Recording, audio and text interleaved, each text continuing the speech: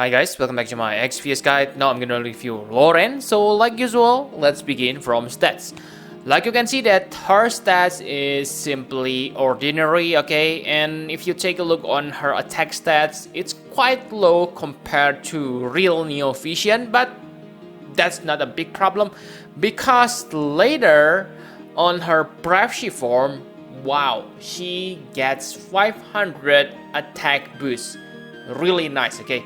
But remember that 500 attack is not affected by stats boost because it is from her passives, okay? But still, very nice, and I think that's the way they compensate the lack of plus 6 times change damage modifier. Yes, she doesn't have chain damage boost, okay? But it's okay, especially on Brave form because she gets much higher attack compared to most characters on this game, okay? And yes, basically I can say that nothing special from her passive, especially for the normal version, because at least on Brave she has 3 killers: aquatic, stone, and undead. But on normal form, nothing, okay? So really, if you want to use her as a support attacker, I think it's better to use her Brave form. The good news is her Brave lasts infinitely, okay, until you decide to go back to normal version, okay? The normal version also has some advantage, but yeah, I will talk that on ability section, and so let's talk about them. So on her normal form, I can say that she is more like breaker than chainer. Yes, she able to chain, okay, using Stardust Ray, Onion Slash, and Aurel Ray, okay?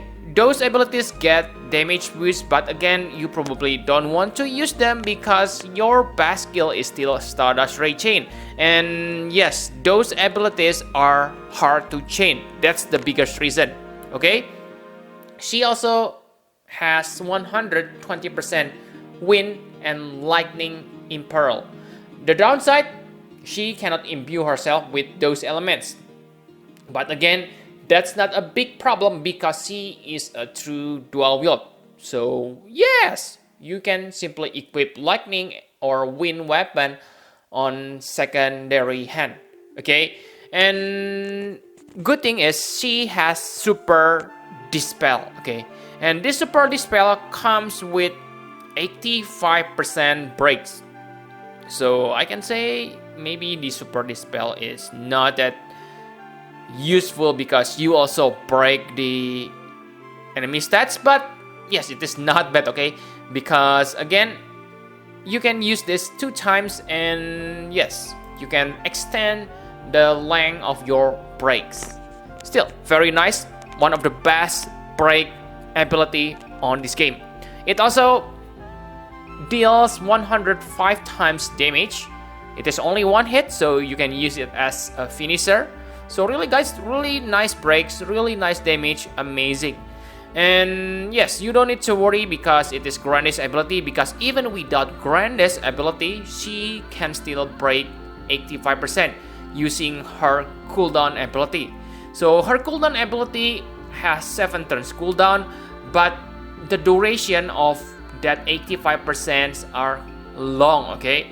Because you will recast your break every turn for 3 turns, okay? And the breaks also last for 3 turns. So I can say maybe this lasts for 5 to 6 turns, okay? So yes, you only need to wait about 1 or 2 turns before you able to use this break again. And you don't need to worry because she has spammable 80% breaks. So really guys, in terms of breakers, you don't need to worry about her, okay? She can handle all type of break. And yes, this reapplying breaks effect is really good. Why?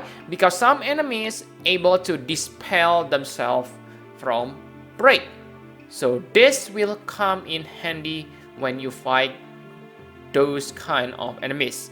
For limit burst, the upgrade will make this limit burst also break Okay, 74%. So again, you don't need to bother with this unless you fight multiple enemies and you run out of any breaks except for your 80%. Because remember, yes, she has 80% spammable break, but it is only single target. So when you need emergency AoE breaks and Grandes and cooldown ability are not available, then use this limit burst. But I doubt that will happen. Okay, so for rotation, you don't need to rotate. You don't need rotation in using her. Okay, because basically after you break, you can do everything. Okay, simply spam your Blade of Devotion. It is Stardust Ray Chain. It deals 119 times damage per cast after getting damage boost from using Blade of Devotion, because Blade of Devotion increase damage modifier for the skill itself, and that means she can deal about 360 times damage per turn. That sounds amazing, okay?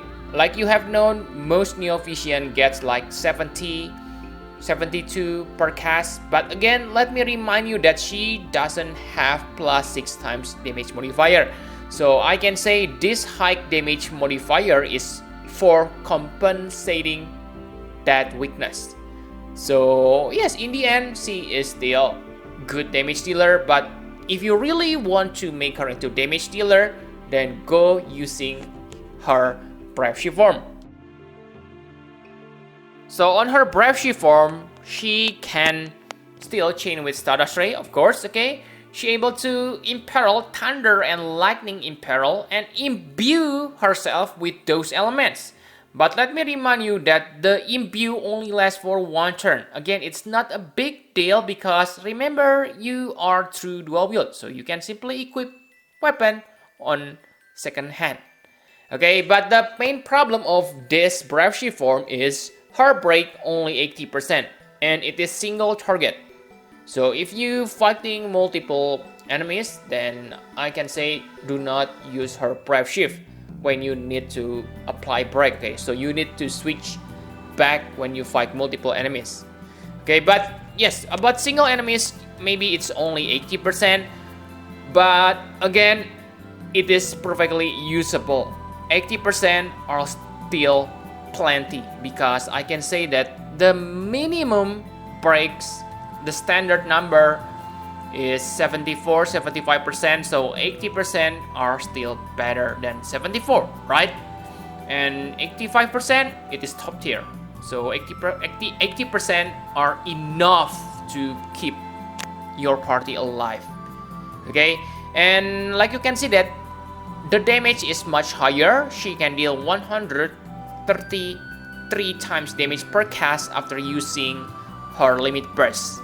Okay, so wow, combine that with 500 attack from her passive, this will deal nice amount of damage. Okay, so not only break, her damage is also insane. Okay, and for Grande's ability, it is finisher ability, which is I don't like because maybe it can interrupt your chain, especially if you don't use Loren copy. Okay, and for rotation, again, it is pretty simple. Use Supernova Blade Dance to buff your attack by 300%, and then Slashing Gale to imperil and Blade of Ruin. Really easy, okay? And yes, you can simply spam Twin Blade Dance after that, or use Thunderstorm or Cyclone Blade Dance to get better imperil, because Slashing Gale only reduce 120%, while Thunderstorm and Cyclone Blade Dance imperil 103% for 3 turns. Really easy to use. And on this Brave Shift form, you must use her limit burst to reach maximum damage modifier for your Twin Blade Dance. Okay, really easy character, really powerful, really useful, and slot efficient. So enough about Brave Shift. Now let's talk about equipment and partner. So on standard and Brave Shift form, I can say the equipment which she need is the same.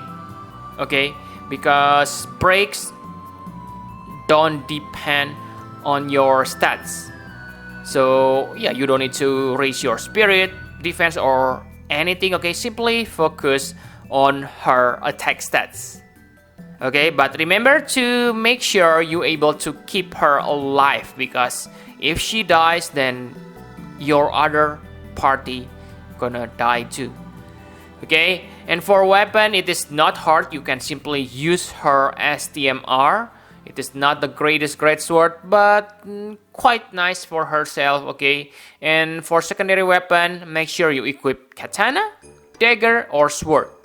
For the normal form, for Brave Shift, you are free, okay? Because on her normal form, you are required to equip those 4 weapons to get 50% attack boost. Luckily, those weapons are meta weapons on this game. Okay, simply search for wind and thunder element, okay, if you don't want to imbue. Okay, and yes, for partner, the best partner is, I can say, maybe Cloud Neo Vision, because Cloud is Thunder Elemental Stardust Ray Chainer. So both of these characters work really well. Yeah, basically she is good with all Neo Vision characters, because almost all of those characters use Stardust Ray as their chaining family. Okay, so pretty decent. And for party sample here, she is really slot efficient and powerful DPS. So after using her, you only need to bring 1 chainer, and yes, you can bring like Renora for 2 AoE evasion, because for me, I usually use Riku, okay? I usually use Riku after break and then use AoE evasion. So AoE evasion is really crucial buff on today's standard. So yes, if you replace your Riku by using Loren, then maybe it's good idea to have someone that able to give you AoE evasion, okay, like Renora. And like you can see, I use 2 tankers and Rena as healer and buffer. Okay, so I think that's all you need to know about partner and party sample and equipment. Now let's talk about abilities priority. So the first ability you need to level up is Blade of Ruin, okay, because it is her static breath ability, and it is pretty good because it allows her to become breaker even on the Brave Shift form, okay. So yes, if you don't awaken, I mean level up this Blade of Ruin, then on Neo Vision mode, she can only become physical attacker, and that's not good slot efficient character. I know you can switch back, okay, but that's kind of annoying. So I think it's better to get that Blade of Ruin. And the second ability, Wisdom of the Blue Moon. So it is really important because it increases your attack and give you 3 killers. Okay, so really important because you want to stay on Brave Shift form, unless of course you really need AoE breaks. Okay, and Twin Blade Dance, it is her most powerful Stardust Ray Chain on normal form. I mean Brave Shift form. And then yes, Blade of Devotion, because it is strongest Stardust Ray Chain on her normal form. But if you think you not gonna use Stardust Ray move on normal form, then simply skip this. And yes, Bonds of Knighthood, this only gives you MP boost and damage boost for unimportant in quote abilities, so you don't need to bother with this passive. Okay, so my conclusion for Loren. So I can say that she is the best breaker on the game. Okay, maybe you argue with me, but 85% are not special. Seeker of Freedom Fun able to do that? Yes. But first, Seeker of Freedom Fun is 7-star characters, which mean Loren probably has better stats. And I also know, okay, Seeker of Freedom Fun able to become provoker, finisher. So yes, I know he is very versatile, but still, I prefer Loren in terms of break. Okay, because wow, she is insane, guys. That breaks amazing. Her damage is also very nice. Okay, don't be deceived by lack of +6 time change damage modifier, because yes, she has higher damage skill compared to other Neo Vision, so that kind of compensate that weakness. Okay, and yes, I think that's all you need to know about Loren. Really good characters. The thing I don't like from her is basically nothing, but yes, maybe her Trust Mastery word. Okay, her Trust Mastery word is, I can say, pretty useless on today's standard, because almost all true dual wield characters have innate dual wield, and the attack boost is simply very low, only 30%, wasting your ability slot, so it's kind of niche and probably useless. Okay, and for STMR, it is also not the best great sword. Okay, 20 defense and spirit, kind of minor, but still nice for herself.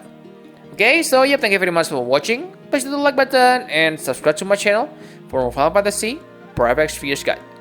Bye bye, guys.